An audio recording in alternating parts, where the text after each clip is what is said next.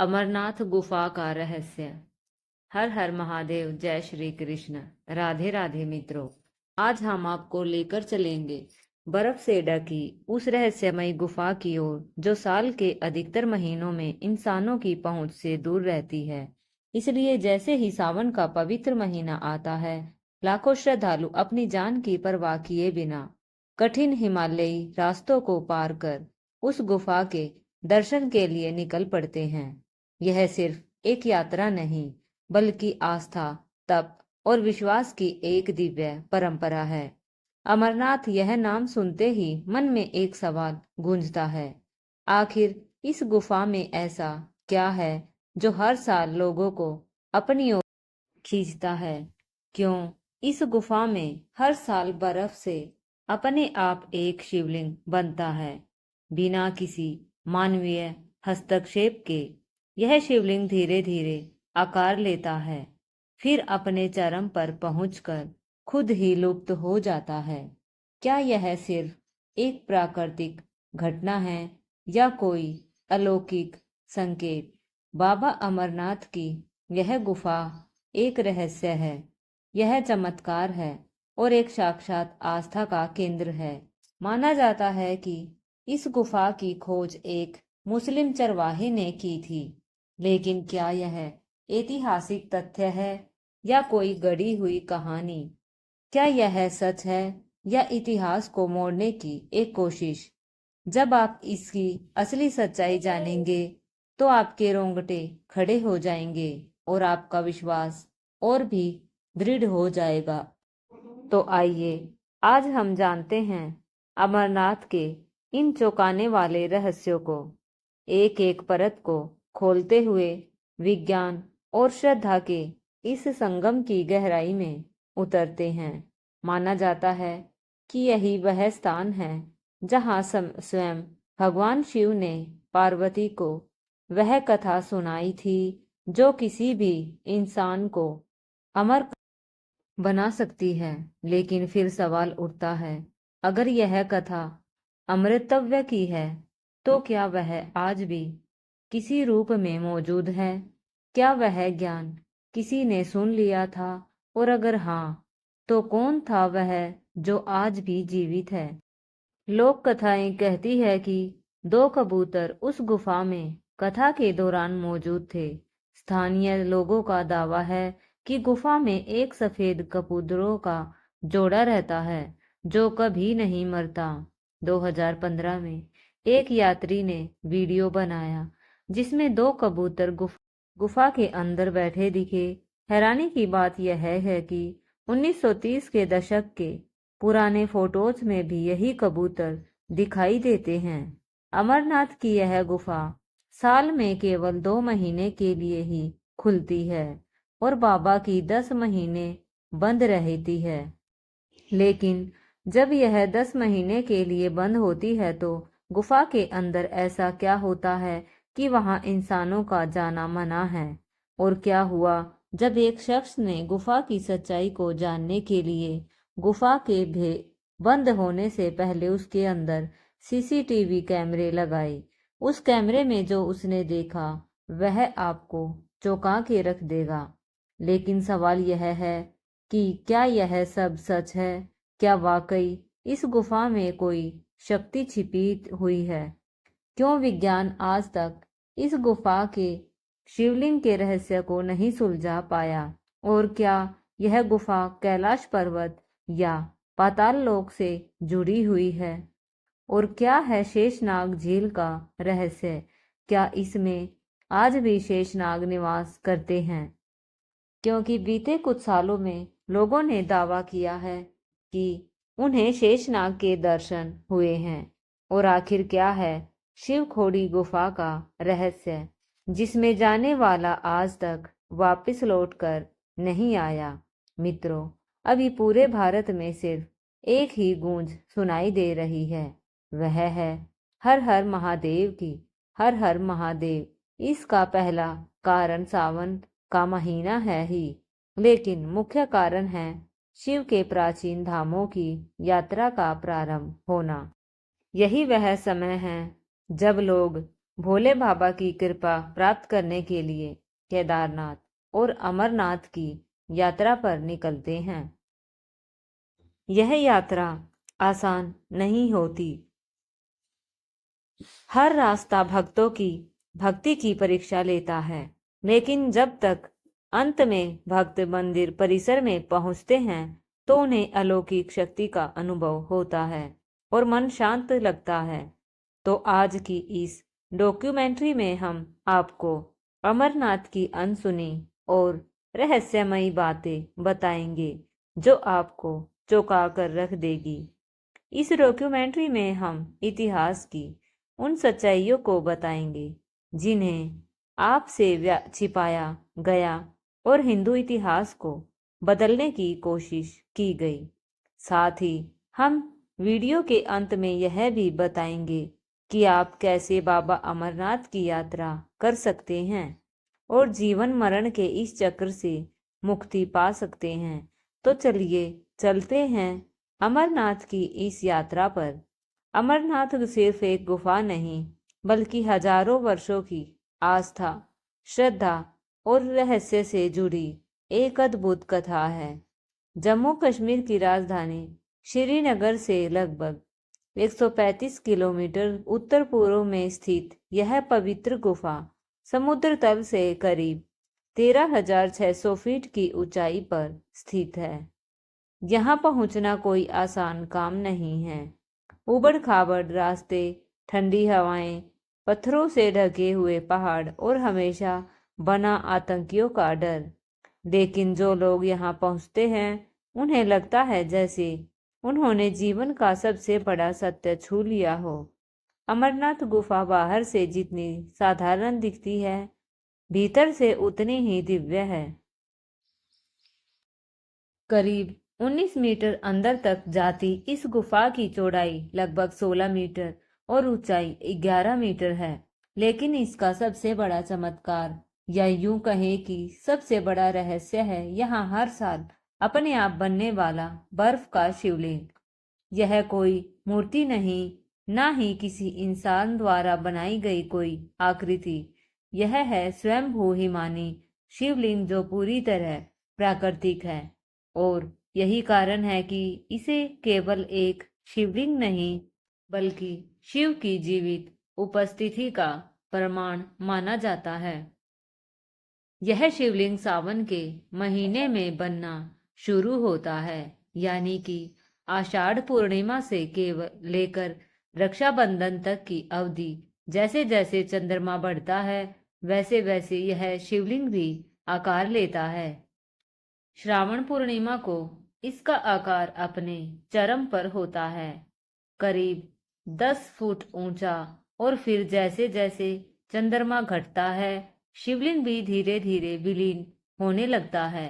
चमत्कार की बात तो यह है कि यह बर्फ ठोस होती है, इतनी ठोस कि वर्षों तक जमे रहे, जबकि गुफा की बाकी बर्फ नरम होती है, जो हाथों पर रखते ही घुल जाती है। गुफा के भीतर से पानी की बूंदें टपकती हैं। उन्हीं बूंदों से धीरे धीरे शिवलिंग आकार लेता है और इसी स्थान को अमृतों की गुफा कहा जाता है, क्योंकि पुराणों के अनुसार यही भगवान शिव ने माता पार्वती को अमर कथा सुनाई थी। वह कथा जिसे कोई और ना सुने, इसलिए शिव ने पहले नंदी को, फिर चंद्रमा, सर्प, गण और पंचतत्व को भी त्याग दिया। यहाँ तक कि उन्होंने अपने प्रिय रुद्र गणों को भी बाहर छोड़ दिया, ताकि केवल पार्वती यह कथा सुन सके। और यही कारण है इस गुफा को तीर्थों का तीर्थ कहा जाता है। यह केवल एक धार्मिक स्थल नहीं, यह एक अनुभव है जो आपको जीवन, मृत्यु और पुनर्जन्म की गहराई से परिचित कराता है। यहाँ आने वाले श्रद्धालु कोई साधारण यात्रा नहीं करते। कोई पैदल चलता है, कोई डंडी में सवार होकर आता है, तो कोई बर्फ में नंगे पांव, सिर्फ इसलिए कि एक झलक मिल जाए उस शिवलिंग की, जिसे देखना मानो साक्षात शिव के दर्शन करना है।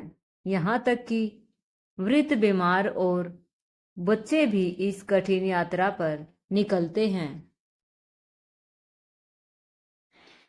क्योंकि ऐसा माना जाता है कि जो जीवन में एक बार भी बाबा अमरनाथ के दर्शन कर ले, वह जन्म मृत्यु के चक्र से मुक्त हो जाता है। यात्रा कठिन है, लेकिन जब आप गुफा के सामने पहुंचते हैं, ठंडी हवाओं के बीच घंटियों की आवाज, हर हर महादेव की गूंज और सामने बर्फ से बने शिव की उपस्थिति, तो मन, वचन और आत्मा तीनों एक साथ झुक जाते हैं। यह है अमरनाथ, जहां हर साल साक्षात शिव हिम के रूप में प्रकट होते हैं। एक ऐसा धाम जहां विज्ञान भी मौन हो जाता है। पर क्या आपने सोचा है कि पर्वत की इन ऊंचाइयों के बीच, इतने दुर्लभ स्थान पर इस गुफा की खोज किसने की? माना जाता है कि इस गुफा की खोज एक मुस्लिम चरवाहे ने की थी। तो चलिए अब जानते हैं इस गुफा की खोज का असली इतिहास, जिसे आपसे छुपाया गया। इतिहासकारों के अनुसार अमरनाथ गुफा की खोज 16वीं शताब्दी में एक मुस्लिम चरवाहे ने की थी। दरअसल एक दिन बूटा मलिक नाम का मुस्लिम चरवाहा अपनी बकरियों को चराने पहाड़ों में ले गया। वहां उसे एक साधु मिले, जिन्होंने बूटा मलिक को कोयले से भरा एक थैला दिया। जब बूटा मलिक ने घर जाकर वह थैला खोला, तो उसमें हीरे जवाहरात भरे हुए थे। यह देखकर बूटा मलिक काफी खुश हुआ और वह उस साधु को धन्यवाद देने वापस उस पहाड़ पर गया। पर वह साधु वहां नहीं थे, बल्कि वहां बर्फ से बना एक शिवलिंग था। बाद में यह बात बूढ़ा मलिक ने गांव वालों को बताई। तभी से अमरनाथ की यात्रा शुरू हुई। आज भी अगर आप किसी हिंदू से अमरनाथ के बारे में पूछेंगे, तो आपको यही कहानी बताई जाएगी। लेकिन यह कहानी सिर्फ एक कहानी है, सच्चाई नहीं। 12वीं शताब्दी के कल्हन नामक एक इतिहासकार द्वारा लिखी गई पुस्तक राजतरंगिणी में लिखा गया है कि कश्मीर के राजा संदिति अमरनाथ की गुफा में जाकर यहाँ के बर्फीली शिवलिंग की पूजा करते थे। यहाँ तक कि भारतीय पुरातत्व विभाग भी इस गुफा को 5000 साल से भी ज्यादा पुरानी मानता है। यानी कि यह गुफा महाभारत काल से भी पहले अस्तित्व में थी।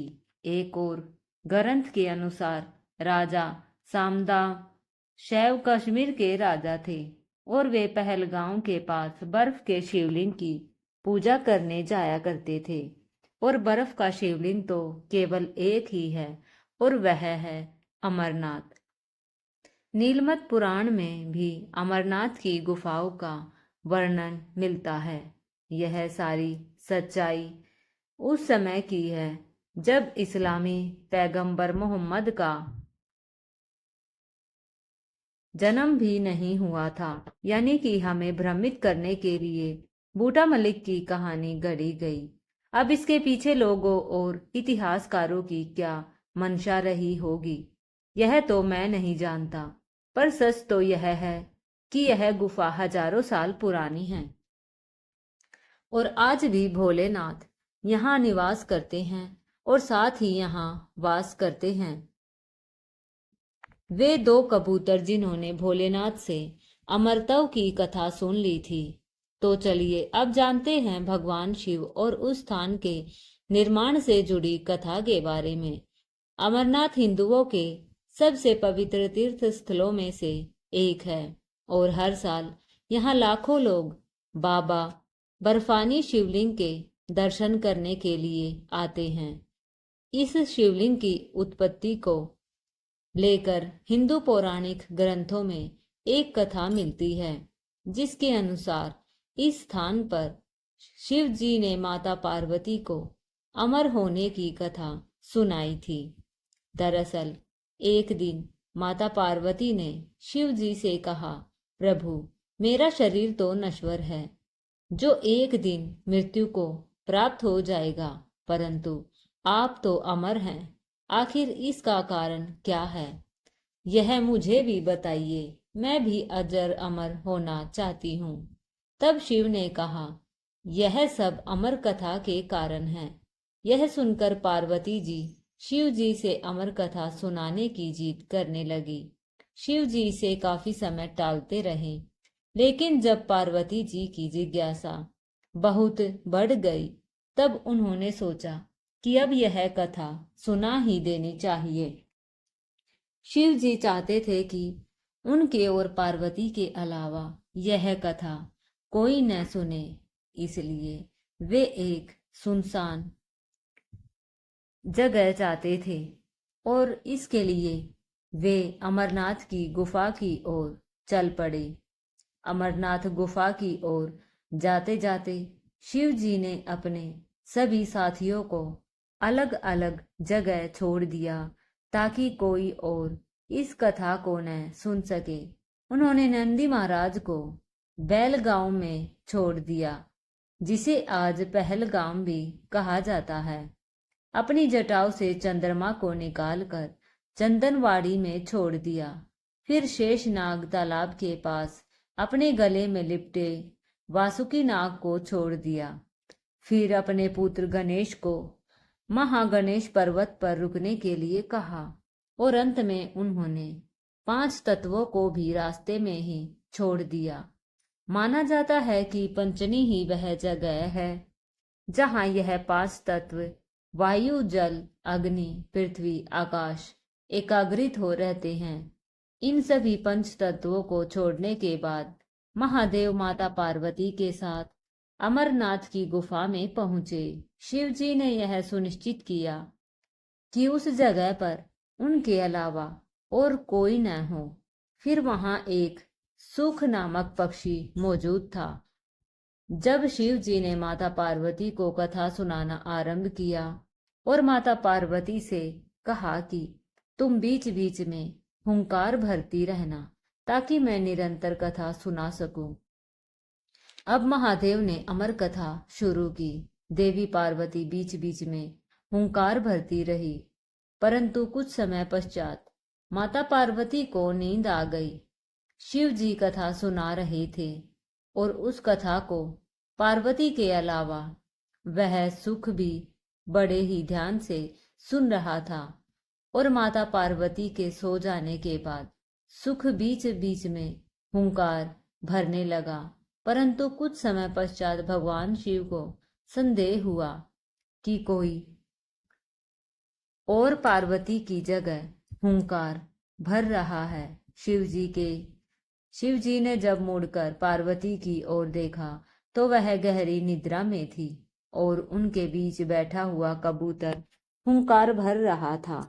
यह देखकर शिव जी क्रोधित हो उठे और अपना त्रिशूल लेकर उस पक्षी को मारने दौड़े, लेकिन कथा सुनकर पक्षी बहुत ज्यादा ज्ञानी हो चुका था और उसने अपने ज्ञान के बल पर माया का इस्तेमाल करके व्यास जी की पत्नी के गर्भ में जा छिपा। और चौंकाने वाली बात तो यह थी कि यह सुख व्यास जी की पत्नी के गर्भ में 12 वर्षों तक रहा। तब भगवान शिव ने उस सुख को आश्वासन दिया कि तुम्हें कोई नहीं मारेगा, जिसके पश्चात वह सुख गर्भ से बाहर निकला और वेद व्यास जी का पुत्र कहलाया। उस सुख ने गर्भ में ही वेदों और पुराणों का ज्ञान प्राप्त कर लिया था और गर्भ से ही बाहर आते ही वह तपस्या के लिए एकांतवास में चला गया और बाद में सुखदेव मुनि के नाम से दुनिया में प्रसिद्ध हुआ। वैसे क्या आपको पता है कि जब शिव जी ने अमर कथा सुनाई थी तो पार्वती और उस सुख के अलावा कोई और भी था जिसने इस अमर कथा को सुना और आज भी अमरनाथ गुफा में वास करता है। तो चलिए जानते हैं उसकी सच्चाई। लेकिन उससे पहले अगर आपको यह वीडियो अच्छी लग रही है तो इसे लाइक करके कमेंट में बाबा भोलेनाथ की जय जरूर लिखे। जो भी भक्त अमरनाथ के दर्शन करने जाता है उसकी बस एक ही मनोकामना होती है कि उसे अमर कबूतरों के दर्शन हो जाए। गुफा के अंदर दो सफेद कबूतर कई हजार सालों से मौजूद है, जिनके दर्शन मात पाना सौभाग्य माना जाता है। लोगों का कहना है कि यह कबूतर साक्षात माता पार्वती और शिव जी ही हैं। दरअसल जब शिव जी माता पार्वती को अमरत्व की कथा सुना रहे थे तब उनके अलावा एक सुखयानी की कबूतर भी वहां मौजूद था, लेकिन उस कबूतर के साथ ही उसके दो अंडे भी थे। शिव जी ने उन्हें जिंदा ना समझकर वहीं छोड़ दिया, लेकिन कुछ समय बाद उन अंडों से दो चूजे निकले जो बाद में अमर हो गए। और वही कबूतर का जोड़ा आज भी अमरनाथ की गुफाओं में मौजूद है। और सबसे चौंकाने वाली बात तो यह है कि इतनी ऊंचाई पर जहां ऑक्सीजन की मात्रा ना के बराबर होती है और दूर दूर तक खाने पीने का कोई साधन नहीं है और ना ही आसपास कोई और पक्षी, लेकिन इतनी दुर्लभ स्थिति में भी यह दो कबूतर सालों से कैसे जिंदा है, यह अपने आप में एक चमत्कार है। यहाँ आने वाले भक्तों को इनके दर्शन से ऐसा लगता है मानो उन्होंने शिव पार्वती के दर्शन कर लिए हो। विज्ञान तो आज तक इस चमत्कार को नहीं समझ पाया, पर भक्तों की माने तो उनके शिव जी का वश है जहाँ विज्ञान काम नहीं करता। वैसे एक और रहस्य है जिसने भक्तों को चौंका कर रख दिया है, जो है शेषनाग झील। माना जाता है कि इस झील में शेषनाग वास करते हैं। यह झील लगभग 250 फीट गहरी है और स्थानीय लोगों का यह मानना है कि 24 घंटे में एक बार शेषनाग इस झील के ऊपर आते हैं और कई भक्तों ने शेषनाग की परछाई देखने का भी दावा किया है। जैसा कि मैंने पहले बताया था कि भगवान शिव ने गुफा में जाने से पहले सभी साथियों को रास्ते में ही छोड़ दिया था। उन्होंने जाते वक्त शेषनाग को इस झील में छोड़ दिया था और उन्हें आदेश दिया था कि वे ध्यान रखें कि कोई भी इस झील के आगे ना आ सके। चारों ओर पहाड़ियां और पर्वतमालाओं से घिरा हुआ यह झील काफी खूबसूरत लगता है और अमरनाथ आने वाले भक्तों के आकर्षण का एक मुख्य कारण है। लेकिन अमरनाथ में भक्तों और विज्ञान को भी आकर्षित करने वाली मुख्य चीज है यहाँ की स्वयं निर्मित शिवलिंग, जिसने सबको चौंका रखा है। तो चलिए जानते हैं इस शिवलिंग के निर्माण की असली सच्चाई और जानेंगे क्या हुआ जब एक आदमी ने अमरनाथ गुफा की सच्चाई जानने के लिए सीसीटीवी कैमरे लगाए। आखिर ऐसा क्या देखा उसने जिसने सबको विस्मित कर दिया। अमरनाथ गुफा में हर साल बनने वाला स्वयंभू बर्फ का शिवलिंग न केवल श्रद्धालुओं के लिए आस्था का प्रतीक है, बल्कि यह विज्ञान के लिए भी एक अबूझ रहस्य बना हुआ है। आपने भारत के अन्य तीर्थों पर संगमरमर पत्थर या धातु से बने कृत्रिम शिवलिंग देखे होंगे, लेकिन अमरनाथ देश का एकमात्र ऐसा स्थल है जहां भगवान शिव का शिवलिंग प्राकृतिक रूप से बर्फ से निर्मित होता है। इसे कोई मानव नहीं बनाता, यह खुद ब खुद बनता है। गुफा के अंदर हर साल एक निश्चित रथों में, और यही एक ऐसे चमत्कार की तरह बना देता है। यह बर्फ का शिवलिंग गुफा की छत से टपकने वाली पानी की बूंदों से निर्मित होता है, लेकिन यह पानी सामान्य नहीं होता। यह बूंदें इतनी अधिक ठंडी होती है कि जमीन पर गिरते ही जम जाती हैं और बर्फ की एक ठोस परत का निर्माण करती है। यही प्रक्रिया दिन रात चलती रहती है और कुछ ही दिनों में एक विशाल शिवलिंग आकार लेने लगता है। कभी कभी इसकी ऊंचाई 12 से 18 फीट तक ऊंची पहुंच जाती है। यह सामान्य बर्फ नहीं है जो हाथ में लेते ही पिघल जाए, बल्कि यह एक ठोस आकृति होती है जो हफ्तों तक जस की तस बनी रहती है।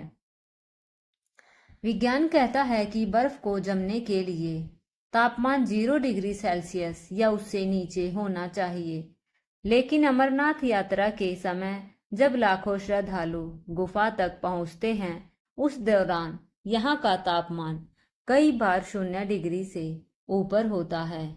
इस ऐसे में सवाल उठता है कि यह बर्फ तब कैसे जमती है। वैज्ञानिकों ने कई बार इसके पीछे की प्रक्रिया को समझने की कोशिश की। इससे स्टैग्माइट फॉर्मेशन या हिमस्तंभ बनने की प्रक्रिया कहा है, लेकिन फिर भी यह सवाल अनुत्तरित रह गया कि ऐसी प्रक्रिया हर गुफा में क्यों नहीं होती और क्यों हर बार इसका आकार बिल्कुल शिवलिंग जैसा ही होता है। इसका आकार भी चंद्रमा के घटने बढ़ने के साथ बदलता है।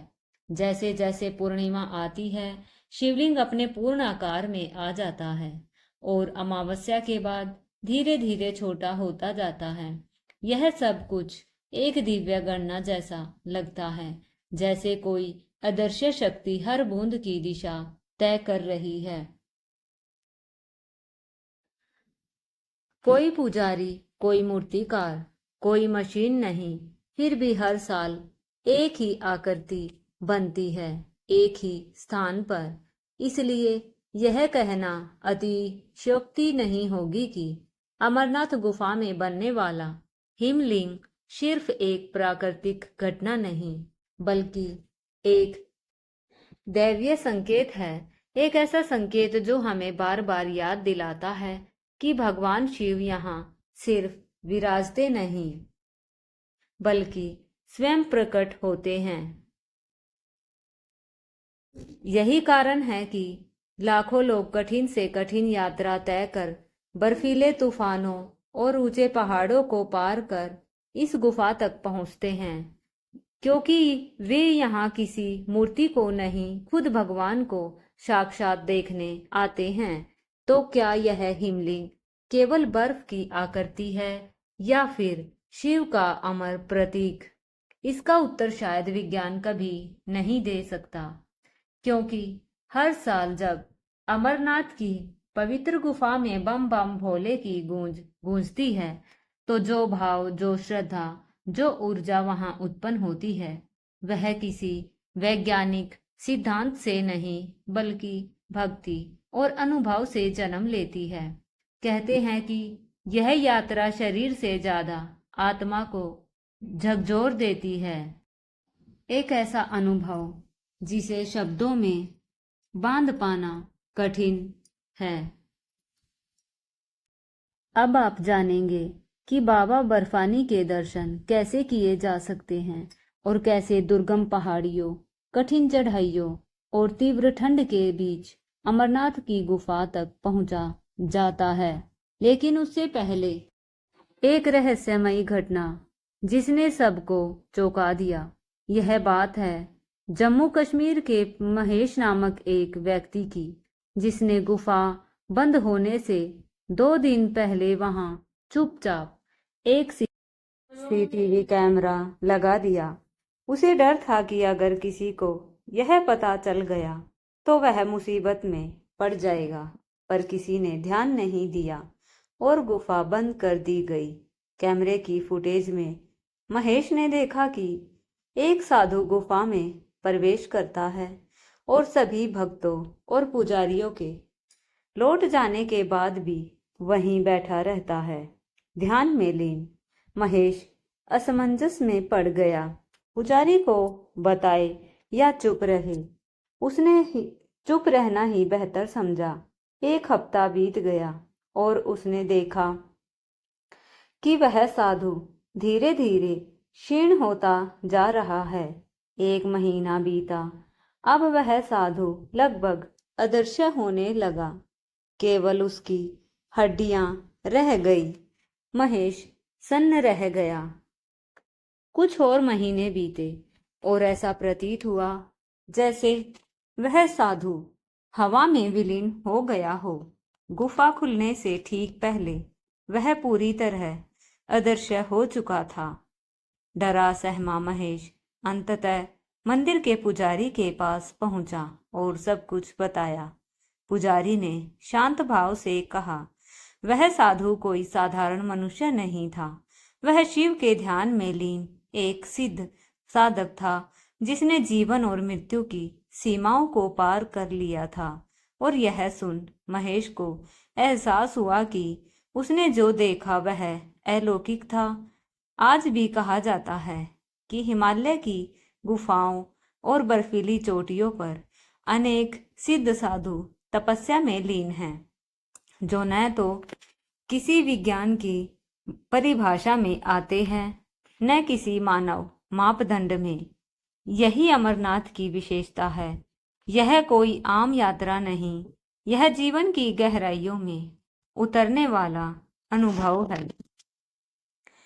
जब सावन का महीना शुरू होता है, लाखों श्रद्धालु अमरनाथ यात्रा के लिए निकल पड़ते हैं। यह यात्रा आसान नहीं होती। इसके लिए सरकार द्वारा पंजीकरण और मेडिकल सर्टिफिकेट अनिवार्य होता है। 2 मुख्य मार्गों से यात्रा की जाती है। पहलगाम मार्ग जो लगभग 46 किलोमीटर लंबा होता है और बालटाल मार्ग जो 14 किलोमीटर लंबा परंतु अत्यंत दुर्गम है। पहलगाम से यात्रा करने वाले पहले चंदनबाड़ी पहुंचते हैं, जहां से असली चढ़ाई शुरू होती है। पीसू टॉप की कठिन चढ़ाई पर हर कदम मानो शिव की परीक्षा जैसी लगती है। फिर आता है शेषनाग, एक नीली झील जहां शेषनाग का वास माना जाता है। यहाँ रात खुले आकाश के नीचे बितानी पड़ती है। ठंडी हड्डियों को चीर देती है, लेकिन भक्तों के बम भोले के जयकारों से वातावरण जीवंत हो उठता है। अगले दिन यात्री महागुणस पार करते हैं। यात्रा का सबसे ऊंचा बिंदु लगभग 14,000 फीट। वहां से नीचे उतरते ही पंचतरणी पहुंचते हैं, जहां 5 पवित्र धाराएं मिलती है। मान्यता है कि यहीं शिव ने 5 तत्वों का त्याग किया था। और फिर आता है अंतिम पड़ाव, अमरनाथ गुफा। गुफा के दर्शन मात्र से सारी थकावट मिट जाती है। विशाल चट्टानों के बीच स्थित यह गुफा सी दिव्य लोक जैसा प्रतीत होती है। अंदर बर्फ से बना शिवलिंग शांत, स्थिर और अलौकिक प्रतीत होता है, मानो गुण युगों से आपकी प्रतीक्षा कर रहा हो। वहां खड़े होकर लगता है जैसे समय थम गया है, सांसें धीमी हो गई है और भगवान किताबों से निकलकर स्वयं सामने प्रकट हो गए हैं। यह केवल एक यात्रा नहीं, यह एक अनुभव है जो जीवन के पार भी आपका पीछा करता है। यही है अमरनाथ का रहस्य, यही है उसकी महिमा और यही है वह शक्ति जो विज्ञान की सीमाओं से परे है, प्रश्रद्धा से बिल्कुल पास। तो अगली बार जब जीवन थकाने लगे, दिल टूटने लगे या मार्ग दिखाई न दे, एक बार बाबा अमरनाथ की ओर देखना, क्योंकि वो वही हैं, सदा अचल मौन में विराजमान, लेकिन हर पुकार सुनते हुए। हर साल करोड़ों लोग इस यात्रा पर निकलते हैं, लेकिन लौट कर आते हैं एक नई ऊर्जा, एक नए विश्वास और एक नए दिव्य अनुभूति के साथ। अगर आपको यह कथा भावनात्मक और प्रेरणादायक लगी हो तो कृपया इस वीडियो को लाइक करें, चैनल को सब्सक्राइब करें और कमेंट में हर हर महादेव लिखकर अपनी श्रद्धा प्रकट करें। इस कहानी को अपने दोस्तों और परिवारजनों के साथ अवश्य शेयर करें ताकि बाबा बर्फानी की यह दिव्यता हर दिल तक पहुँचे, क्योंकि यही है वह ज्ञान जहाँ हर कहानी में छुपा होता है कोई दिव्य रहस्य जो आत्मा को छू जाता है। हर हर महादेव, बम बम भोले।